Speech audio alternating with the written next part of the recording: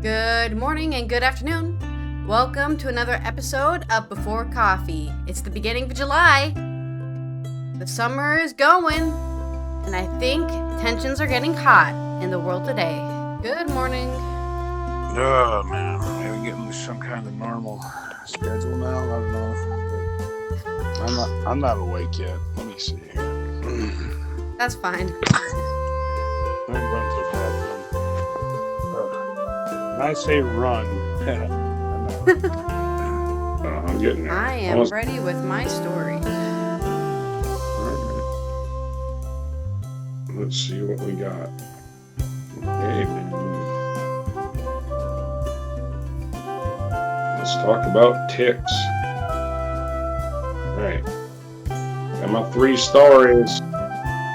Okay. You want to get comfortable? I don't know if that's possible, but I'll give it a shot. That looks good to me. That does it? Okay. Okay. Alright.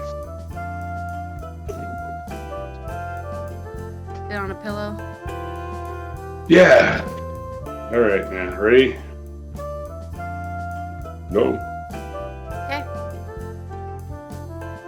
Today on Before Coffee, Extinction Rebellion plugs holes on 10 Spanish golf courses in water protest.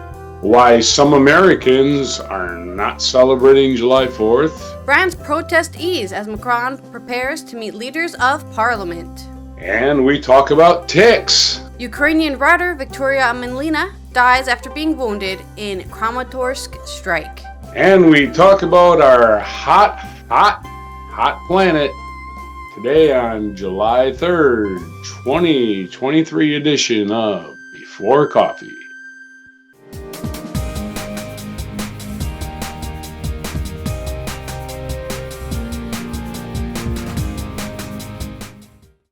Okay, first story today.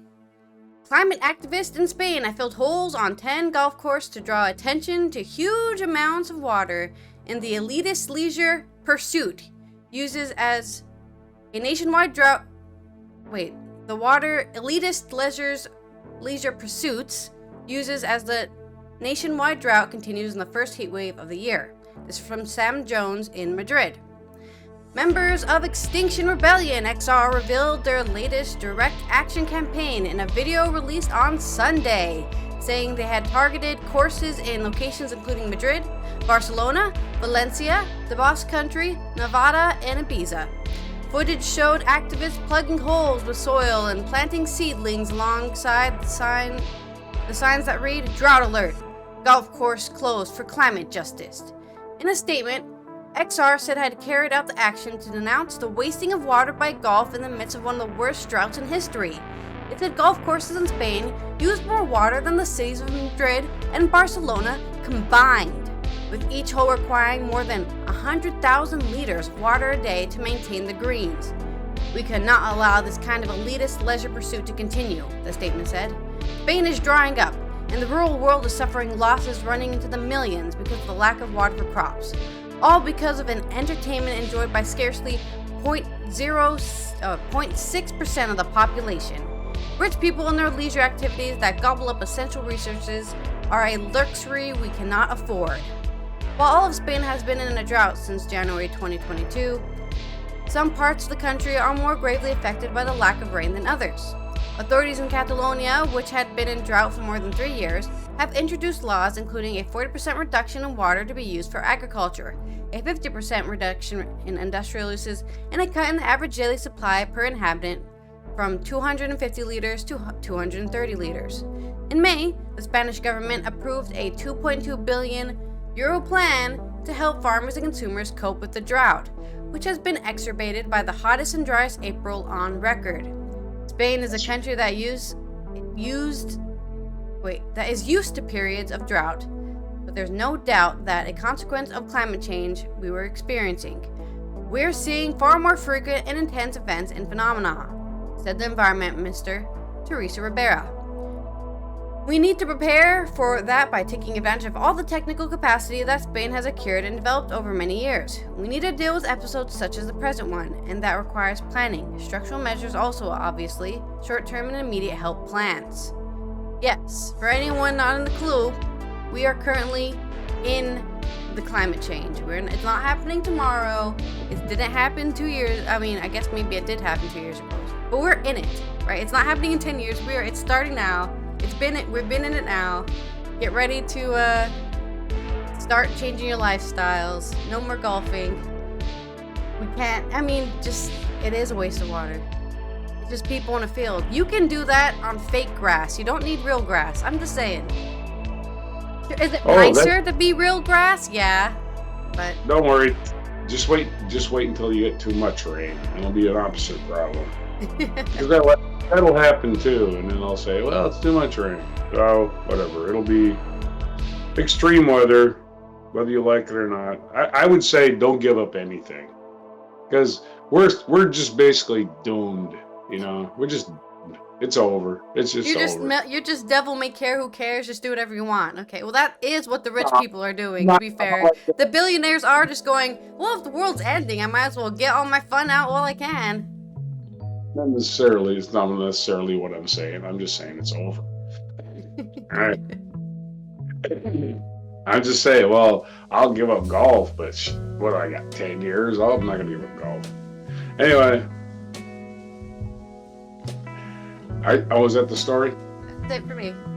Okay. All right. So it's almost 4th of July, United States, where we celebrate independence. But here's a story from the New York Times trying to tell us about people that don't like to celebrate the July 4th. This is by Allison Kruger of New York Times. Growing up in Benton, Arkansas, Belia Tapp loves celebrating the 4th of July with her family. We would go to the parades and see fireworks shows and hang out with friends. It was always such a fun holiday. But now she's an adult, she's 18, and entering college next year. Commemorating the holidays isn't so simple. Started in 2020, when Black Lives Matter movement spotlighted many of the injustices across the country. I lost a lot of my patriotic feelings, she said. Mrs. Tapp, who now lives in Atlanta, Ms. Tapp, who also lives in Atlanta, also realized that many festive components for 4th of July aren't that palatable for her. There are the fireworks. It's hard to tell the difference between guns and fireworks. And here there's always something on the news about shooting or something, so it makes me nervous. There's also bad for the environment. They release a lot of toxic chemicals. This year, she is skipping the holiday altogether, opting instead to travel with her church group to visit Navajo Nation in Arizona. But the trip was canceled because of the COVID outbreak. That's right, people still got COVID outbreaks. Some Americans, especially younger people, are rethinking whether they want to celebrate Independence Day. A survey by YouGov found that 56% of Americans adults plan to join the festivities this year. Of course, there are many people, including celebrities, still getting into patriotic spirit. Demi Lovato, Post Malone, and Cheryl Cole are among many artists performing on CNN's 4th of July special. Ja Rule is playing live at the Coney Island as part of the Independence Day celebration. Marissa Vivori, 29, a tech product manager in Manhattan, remembers the last time she celebrated the 4th of July. A few summers ago, she was going to Hampton. She sat on the most packed Long Island Railroad train she'd ever been on. I didn't get a seat, and I was standing in the aisle, and the toilet overflowed, and we all had to hold on to our bags. She realized she never loved her holiday. I remember even as a kid feeling bad for the animals during the fireworks. Logistically, celebrating in New York City poses challenges. You're either in Manhattan and it's super hot and you are figuring out where you're going to go watching the fireworks, or you're trying to leave to go to Jersey Shore or to the Hamptons, and it's a fortune and it's overcrowded. She also has political qualms about the holiday. Last summer, Roe v. Wade was overturned, and that really made me less inclined to celebrate, she said. Even if she wanted to celebrate, she worried about the message it sent. So this year, she is leaving U.S. soil altogether and heading to Italy and Britain instead. I'll be in London for the actual 4th. The irony is not lost on me.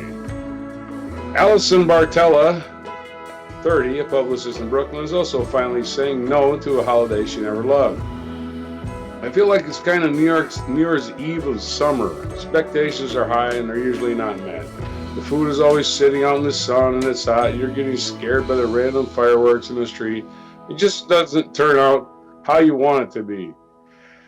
This year, she is staying put in New York City, where she plans to go to a bar in the Lower East Side. So Americans are trying to come to terms with the fact that the 4th of July is no longer a unifying communal day. Well, you can make it one, morons. You can make it any holiday you want it to be. Stop making Connor Miskowitz, 28, is a content creator in Phoenix, decided to do a video series in which she asked strangers if they were going to celebrate Independence Day. I got everything from America's the greatest country in the world. We have to celebrate the American dream. To this country has a lot to work on. America isn't so free, and I don't feel like celebrating. He said, I honestly didn't expect to get the variety of answers I got. I think a lot of people think America isn't for everyone anymore, so it's not an inclusive holiday. He posted the videos on Instagram and TikTok and received thousands of comments. A lot of people were like, why would you ask such a question? It seemed like a duh thing, but I was like, watch the videos and you will see. I will say this, the people who celebrate July 4th are from other countries a lot of times. They're like, wow, it really is nice to live in a place where you don't fear everything. Anyway, so... Yeah, people who come from countries where they're getting bombed every day and, there's a warlord taking over your village. Yeah, that's 100%. It's great. Yeah. Our freedoms for granted because, oh no, we're not perfect. But again, I am one of them silly people who thinks we can do better, but we need to stop sitting around complaining. Your story. Yeah, I agree. I think if it's nice to, sit here and go, oh, everything sucks, but do something about it. That's all. Yeah, like, oh, it's noisy. Okay, it's noisy. Yeah. Everything's noisy, man. We're a noisy country. We just are. We're noisy. I did something about it. I left the country, So, yeah. I left the country a few years ago, but it wasn't make or planned or anything. It just happened. It was just, I was out of the country on this day. It didn't even make a dent in my logic. It's just I got that day off, so I might as well go somewhere, right? That's about it. Yeah.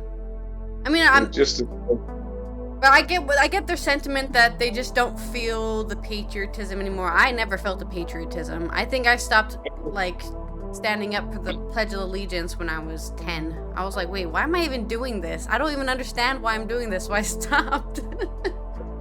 Well, immigrants, because they're the most patriotic of all. Well, yeah, but especially the people who got citizenship, they're incredibly because they have to go through all those tests and stuff. Go live in that shithole I came from, they will say to you. Yeah. Go live there for a year and go tell me what you appreciate about here. Anyway, your story. Speaking of, if you don't like something about your country, take some action and do something about it. French protests. Police have only made 49 arrests on Sunday after appeal for calm from the grandmother of the killed teenager. We talked about the story last week where some police shot and killed a 17-year-old who was driving away in their car. That's what they decided was the best action to stop him from moving his vehicle. This is from Kill Wilshire in Paris and agencies, so probably other sources have accumulated the information for this report. President Emmanuel Macron is to meet the leaders of both houses of parliament as violent protests in France over the police shooting of a teenager, Nahel M., appeared to ease after 5 nights of unrest, during which thousands of people have been arrested amid widespread destruction. Police made 49 arrests nationwide on Sunday, French media reported, citing the Interior Ministry, down significantly from the 719 arrests the day before, and the 1,300 on Friday. So, over 2,000 people have been arrested in protests against the killing of the 17-year-old boy. Macron will also meet on Tuesday with the mayors of 220 towns and cities affected by the protests, his office said, after a crisis meeting on Sunday night with government ministers. The president had been due to fly to Germany on Sunday for a state visit that was canceled due to the ongoing crisis. Meanwhile, the Interior Minister, Gerald Darmanin, announced the death of a 24-year-old firefighter who died tackling a blaze in an underground car park in the Paris suburb of Saint-Denis after several vehicles were set alight on Sunday evening. Darmanin said the man, a corporal in Paris Brigade, had died in the hospital despite being very rapidly treated by colleagues on the scene.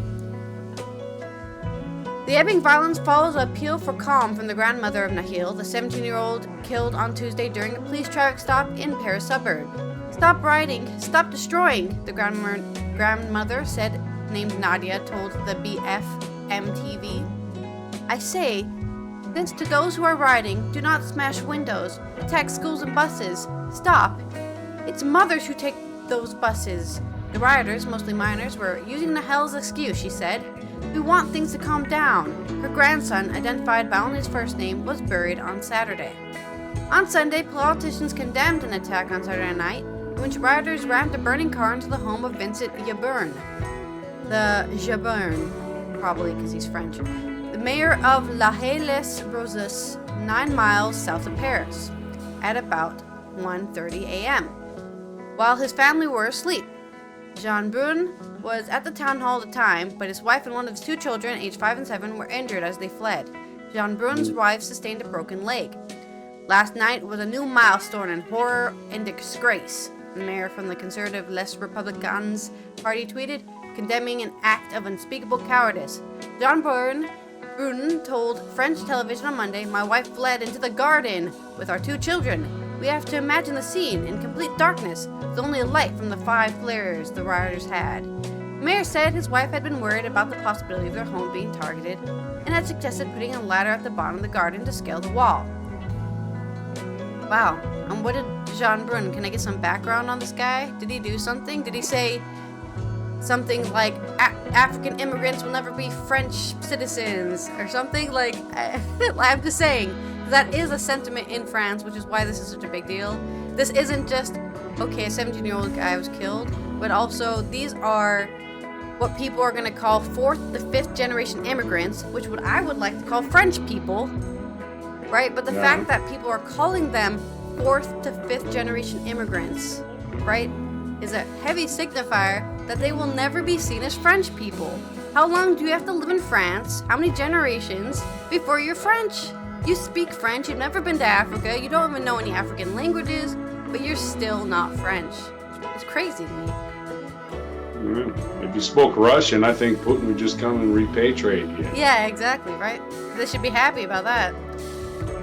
Okay, the regional prosecutor Stefana Hardouin, I don't know how to say that, so I said it in a Dutch accent, opened an attempted murder investigation on Sunday, telling French television that a preliminary investigation suggests the intention to ram the houses was to set it ablaze. First indications suggest the car was driven to the building in order to set fire to it, adding that a Coca-Cola bottle filled with a flammable liquid had also been found at the scene. Rioters also entered the garden of another mayor in La Riche, outside the city of Tours, and tried to set light to his car, prosecutors said. The politicians of all parties expressed outrage at the attacks, with the demonstrations of support planned outside town halls across France on Monday. By Monday morning, GoFundMe page to support the police officer charged over the killing of Nahil had attracted more than $800,000 in donation. The officer was doing his job by murdering somebody? Sorry? And it's not paying a high price for it. I think he's paying a normal price for murder, in my opinion. More than 3,000 people have been detained since Tuesday after the mass deployment of 45,000 police officers around the country. Over the weekend, Darmanin said the deployment would be unchanged after protesters torched cars, looted shops, damaged infrastructure, and clashed with the police on Saturday night. The Paris police chief said it was too early to say the unrest had been quashed. There is evidently less damage, but we will remain mobilized in the coming days. We are very focused. Nobody's claiming victory. Laurent Nunez said, "Oh yeah, now it's a civil war. Victory?" The organizers of the Tour de France cycling race, which started in Bilbao, Spain on Saturday, are monitoring the situation. The event will cross into France on Monday. Oh no, not the cyclists! Not the cyclist. Oh, the Tour de France. That's way more important than never being accepted as a proper citizen in your country because your parents came to France in freaking, I don't know, 4 generations. So, let's go with like 300 years ago. Your family's been living 300 to 400 years. You've been living in France, and it's just like, nope, sorry. At least that's how they're taking it, right? I'm just saying this is a little too centrist for me. There's another side to this story. The reason to why the protests are happening, just not just things burned down, people's business got destroyed. There's people's lives, what they feel their lives they've hit the breaking point of the treatment they've been incurring, I suppose. So, that's all I want to share. The other side of the story. Your story now. Oh, did I say who this was from? Yeah, I said who this was from. Your story now. 4 generations is like 72 years. Not a long time. Okay. So, 72 years? Yeah, a generation is 18 years. Yeah, so. Yeah. Well, maybe 30 times 5 or 4. Yeah, Ish. but 30 is not a generation. At least a generation would be one generation grows up and is old enough to have children. That'd be 18. So anyway, still, you're a citizen. What the hell difference does it make where your ancestors came from? But yeah, well, France. Okay, I don't know what to say. Okay, so on wood tick news, I don't have any segue. This is the New York Times. In America, we have these things called wood ticks. I don't know if you remember where else. They're annoying. Yep. And they will spread diseases. This is from Darren in Corvea from New York Times. Most people try or at least hope to avoid ticks. The tiny arachnids spread a variety of harmful diseases as they expand their range to new areas. But 2 scientists recently set out on a counterintuitive mission to collect as many blood-sucking ticks as possible. We had quite a few nice afternoons of frolicking around forests with bed sheets, Sam England, a biologist of the National History Museum in Berlin, said, just dragging them, picking up the ticks. He and Katie L. Lyhu, friends and doctoral students at the University of Bristol in England at the same time, were attempting to combine their research topics into a single collaborative project. Dr. Lyhu is a veterinary parasitologist who studies ticks, and Dr. England is an ecologist who studies electricity and electroreception. The resulting paper, published Friday in the Journal of Current Biology, is a new reason to worry about ticks. The scientists demonstrate that the static electric fields naturally produced by animals, including humans, can physically yank ungainly creatures onto their hosts. By electrically extending their reach, ticks may be able to grab hold of hosts more easily. While the finding may add ticks' terrifying attribute, this knowledge could also be used to improve anti-static tick defenses. Many a tick researchers has had to chase down an arid arachnid after it was flung about by static from plastic or nylon equipment because of static, said Sukanya Narasimhan, a biologist at Yale University who is not involved in this new study. But popping ticks were considered nothing more than a nuisance. We never gave it much thought, Narasimhan said. To better understand what was happening, Dr. England and Dr. Lyhu brought their ticks in a tightly controlled environment that attempted to mimic conditions they face when questing for a blood meal.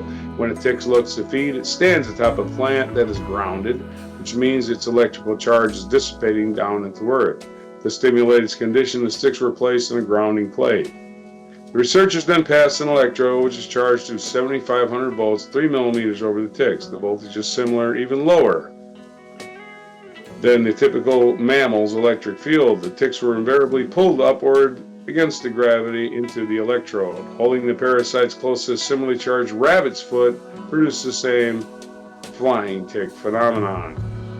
To get the sense of what this animal attraction might mean for potential ticks in nature, Dr. England designed a computer model for the electric field around a cow.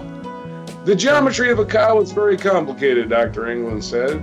So he demonstrated a technique that breaks up the dimensions into smaller elements, making it easier to develop a model for the entire cow's electrical field.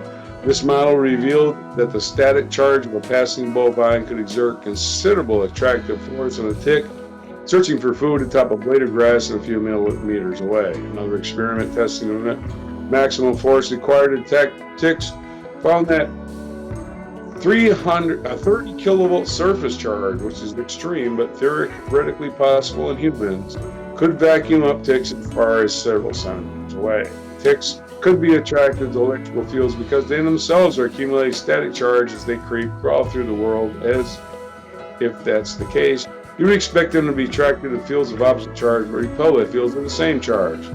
But Dr. England and Dr. Lee, who found that ticks are attracted to both positive and negative electrical fields, this finding suggests that ticks are polarized in some way, meaning positive and negative charges are separated in their bodies. But how exactly that polarization works is clear.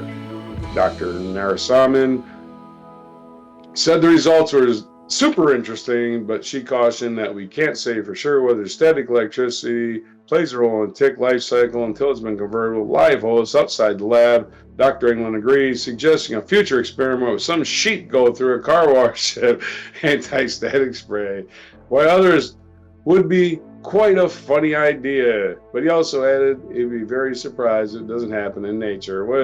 Whether the field or the lab, the physics doesn't change. Okay, so studying the electric field of a cow. Your story.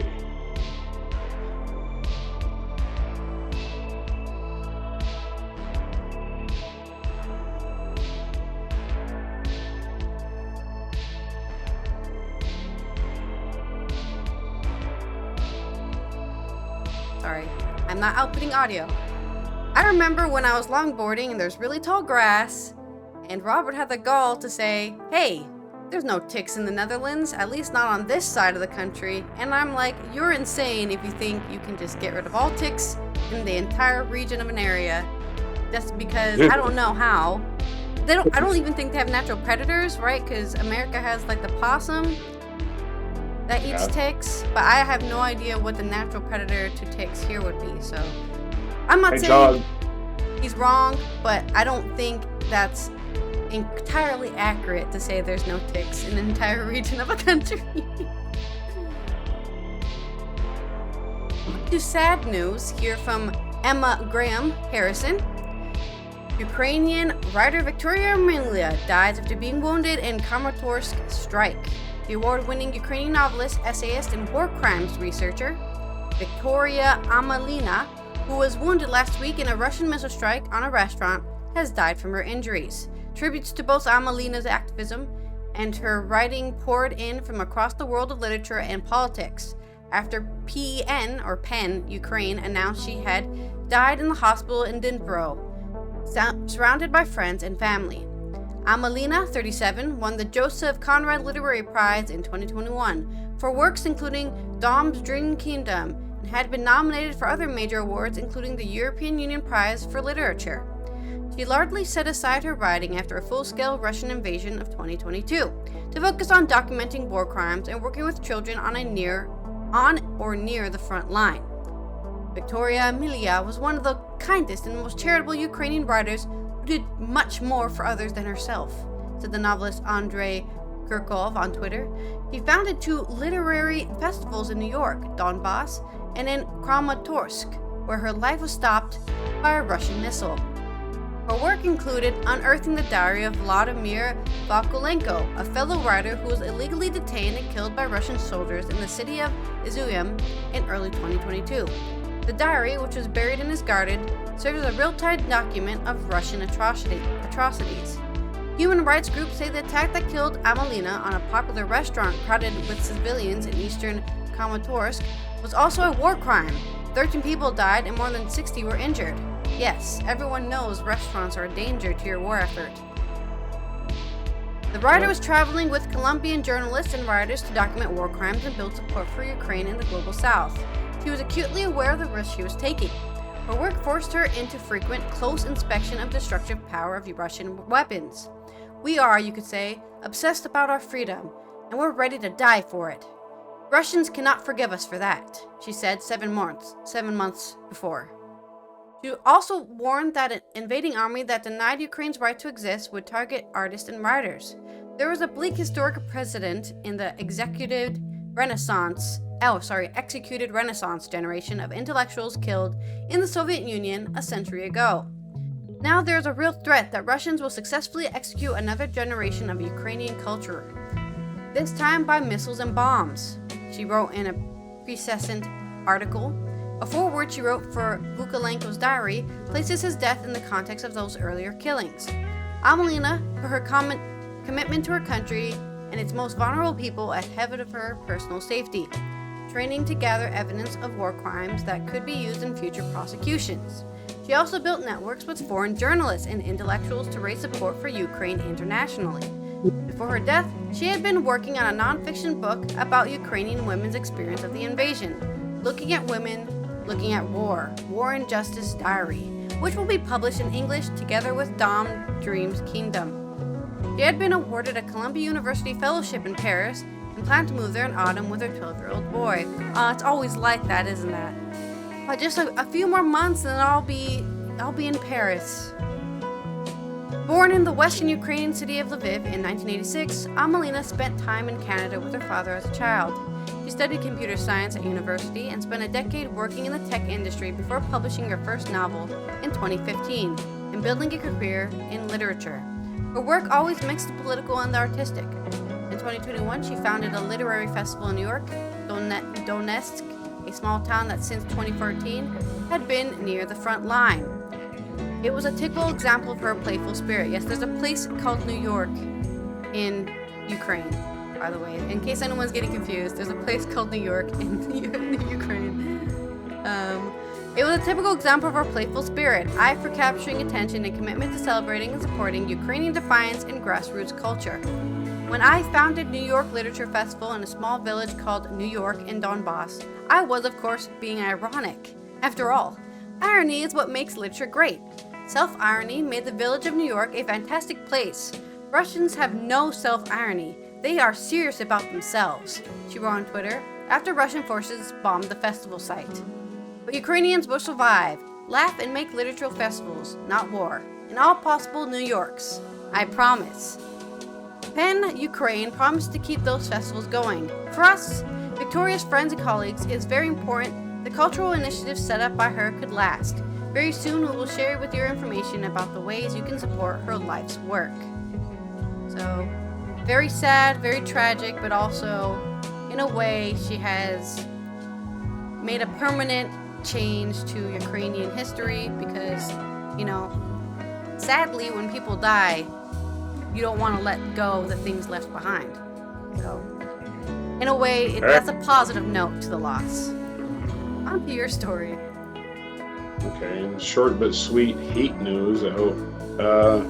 For the Associated Press, excessive heat warnings remain in place in many areas across the U.S. and are expected to last at least through Monday. In Arizona's largest metro area, Phoenix and surrounding communities, flirted with a high of 115 degrees Fahrenheit, which is 46 degrees Celsius. On Sunday, the National Weather Service in Phoenix is forecasting 116 degrees for Monday, just 2 degrees off the record high for that date set in 1907, before the temperatures drop a few degrees for the next 3 days. In Nevada, the first excessive heat warning of the summer runs through Monday evening for the Las Vegas metro area. Daytime cooling centers are open across the region. It was 102 degrees Friday at Harry Reid International Airport in Las Vegas, ending a 294-day stretch of temperatures staying below 100. Well, temperatures below 100 is news in Las Vegas, by the way. The high in central Las Vegas is near 112 degrees on Sunday and 113 predicted for Monday, according to the National Weather Service. A heat wave baking much of interior California was expected to push the mercury past 105 degrees across the agricultural heart of the state. A record of 111 degrees, which is 44 Celsius, was marked Saturday in Paso Robles, surpassing a high of 107 set in 2013. In Southern California, excessive heat warnings and advisories were extended through Monday for inland areas of West Los Angeles. Elsewhere, the heat and severe weather remained concerned throughout the U.S. Southwest. Heat advisories remained in effect throughout the Southeast Sunday, while the severe thunderstorm was in effect for parts of Alabama, Arkansas, Georgia, Mississippi, North Carolina, and Tennessee. Thunderstorm warnings were issued throughout the region Sunday afternoon. Authorities said 31 cows died in a northern Alabama town of Berlin during Saturday's severe weather when lightning struck the tree they were hiding under. So there you are, cows go under trees during thunderstorms. I know this for a fact, and I go, wow, them cows are really dumb. If that tree gets struck by lightning, they're all dead. And it happened in Alabama. Your story. The environment is crazy like that. In culture news, Alison Bechdel. The Bechdel test was a joke. I didn't intend it to be a real gauge. This is from Ziba Anderson. The U.S. graphic novelist, on having her landmark comic strip, Dykes to Watch Out For, turned into an audio series growing up in a funeral home and her famous Women's in Films test. Cartoonist Alison Bechdel, 62, is the author of 3 graphic memoirs, including Fun Home, a family trigonomic, but she's most widely known for cinema's Bechdel test. To pass, a film has to feature at least 2 women, preferably named characters, talking to each other about something other than a man. The test originated in Dykes to Watch Out For, or DTWF, a landmark comic strip that launched in 1983 and ran for 25 years. DTWF followed the politics of news of the times, providing weekly lifeline for queer readers across the U.S. Now, 40 years on, the trials and triumphs of Bechdel's tight-knit lesbian ensemble have been given a fresh lease on life in a new audio series, with a cast including Jane Lynch, Carrie Brownstein, and Roxane Gay. DTWF started in the 1980s. Now, name one thing from that era that you're glad to be shot of and another that you miss. I'm glad to be shot of Ronald Reagan. Oh wow, look, a fellow Ronald Reagan hater. Although he did sort of seep out into the next decade, I miss the sense of community, the very tight-knit subculture that I was able to come out into. I wouldn't want to go back to that because that was a sign of how embattled we were. We had to form a separate culture, but it had a lot of consolation and it was quite wonderful in many ways. What made you decide to end the strip in 2008? It was very consuming and I had other things I wanted to do. I wrote the strip until the end of the Bush administration, when I was just exhausted. Little did I know what was to come. An epic amount of time to spend with one group of characters. Did you find yourself wondering what they were up to afterwards? Honestly, I didn't think much about them because I was so relieved at the time to have my life open up to other things. But after Donald Trump became president, I did a few self-therapeutic episodes about how the characters were responding, and recently, I've been working on another project with them, and that's been really fun. Which character do you most closely resemble? When I began writing, I envisioned Mo as an avatar of myself, but I've become like her girlfriend, Sydney, the evil woman studies professor, who's a more jaded, more worldly character. Yeah, that seems to happen over time, huh? You get more jaded. Were you apprehensive about transforming a comic strip into an audio series? I didn't know it was going to happen. How do you turn a visual thing into an audio thing? But a wonderful playwright, Madeline George, did the adaptation, and I'm still amazed at how she managed to take some of my original language. Your first memoir, Fun Home, describes how your closeted father died by suspected suicide shortly after you came out at the age of 19. How big have the cultural changes in gay culture been since that time? If you look at older gay people, and then at very young gay people, the change is quite marked. My generation made the generation possible, but it's pretty different from how we envisioned it. In what way? We were so attached to our identity as gay men or lesbians that it felt like that's going to be a historical blip. If humanity even survives another 100 years, which I'm not sure of, I think that there's going to be a lot less attachment to sexual or even gender identity. I think it's going to be much more fluid and we'll be fine with it. That's what I'm hoping for. Across, in 100 years, everyone just like, I don't give a shit what you're doing, okay? Let's stop acting like we actually care what other people are doing. Everyone is self-involved. They only care about themselves. Stop pretending like you actually care.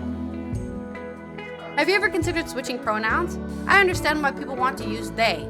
And I could do that, but I've worked so hard to count as a she, so I'm gonna stick there. That's true, because I'm in the 80s, for example. A lot of lesbians were called men, right? Like, especially the butch lesbians, right? What are you, a man? Like, as an insult, to try to insult them. So, is it harder to be queer in America these days? Even a few years ago, I was saying, oh, it's so hard to convince people how hostile the culture was towards us when we were young. But now it's gone off the rails. All these anti-trans and anti-LGBTQ bills that are being passed, it's crazy. I don't want to feed into people who are sure there's going to be a civil war. I could easily work up that anxiety, and sometimes in my worst moments I do. I also don't want to take away the sense of urgency. We've got to be vigilant. Growing up, your family was in the funeral home business. Did that give you a healthy attitude towards mortality? I felt grateful to have exposure to death as a routine fact of life, because most people don't have that. But I continue to grapple with my own mortality. Did it influence your sense of humor? We would joke about the funeral home. It was just part of our daily life, and that definitely shaped me. Okay, we should talk about the Bechdel test. If we must. How do you feel about it these days? It was a joke. I didn't even intend for it to be a real gauge. It has become. And it's hard to keep talking about it over and over. But it's kinda cool. Is it dismaying that so many films continue to fail the test? What's really dismaying now is the way so many movies cynically try to take shortcuts and feature strong female characters, but they just have a veneer and strength, and they're not totally fully developed characters. You hear about writer's block? Have you experienced illustrator's block? I often go through phases of it. Ideally, I would draw every day, but I've got into bad patches where I've stopped, and I start to lose the skill. It's like any kind of manual dexterity. You lose it if you don't practice it. What gets you through? I have little projects that I force myself to do, like keeping a daily visual diary. In its original format, DTWF was released weekly. In its audio incarnation, listeners can binge the entire series. Is there anything you binge on? What I'm watching is a YouTube show by the Dutchman, Martijn Dolard, who brought two crumbling stone barns who bought two crumbling stone barns in the Italian Alps and restores it in real time. It's so soothing, the antidote to all craziness that we're living through. He releases an episode weekly, but I'm a year behind, so I'm binging to catch up. Yeah, I love watching those. I don't know your opinion on like just watching people like do housework, or like those videos where like this is how you would build a house if you lived in the woods and had no tools. You know, those kind of like prehistoric house building or whatever. Those are really calming to watch. Just sit there for like 10 hours being like, man, I could do this. I'm not going to, but I could do this. The tundras of Siberia too. It's like, look what I can live in. I can live in this hole. Okay, let's see. I dug a hole. Yeah. You live in it all winter? Wow, that's crazy. Okay, this day in history. 1608. Samuel de Champlain, founder of the city of Quebec, founded the city of Quebec in this day in 1608. First permanent European base in Canada. 1775, George Washington officially assumed command of the Continental Army. In 1856, the U.S. House of Representatives voted to admit Kansas to statehood under the anti-slavery resolution known as the Topeka Constitution, despite the opposition of the Senate and President Franklin Pierce. 1962, actor Tom Cruise was born. 1969, just weeks after being fired from the rock band Rolling Stones, British musician Brian Jones was found dead in his swimming pool. In 1971, American singer and songwriter Jim Morrison,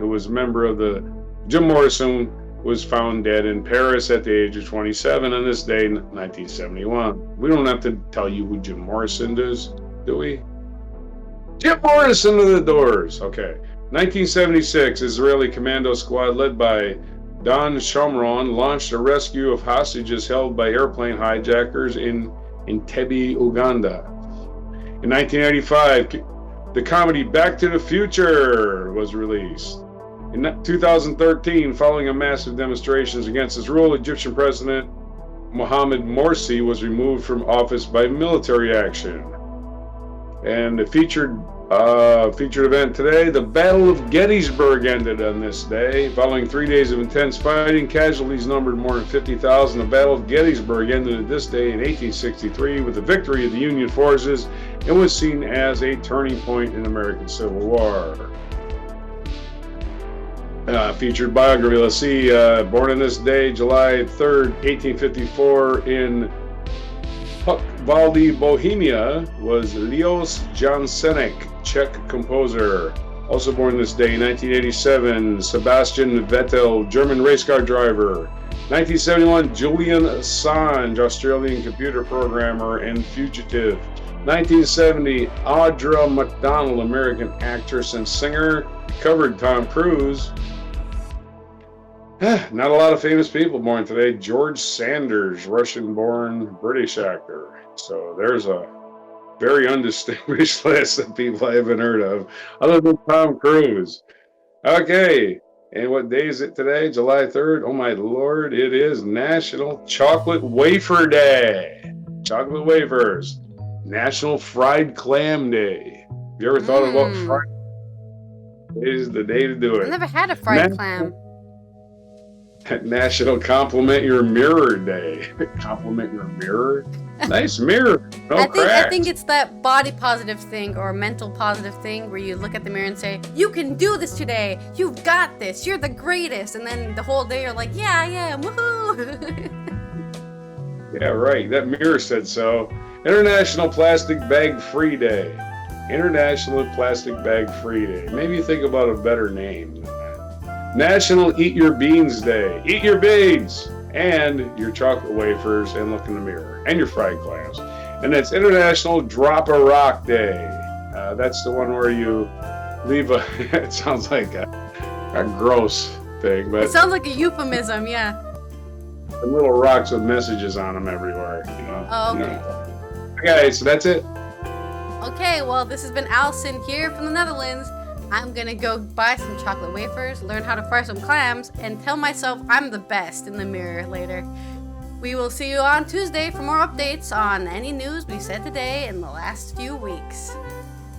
And this is Roger saying, you don't need a mirror because you are the best. Now go out there and knock them dead on July 3rd, 2022. From the people at Before Coffee.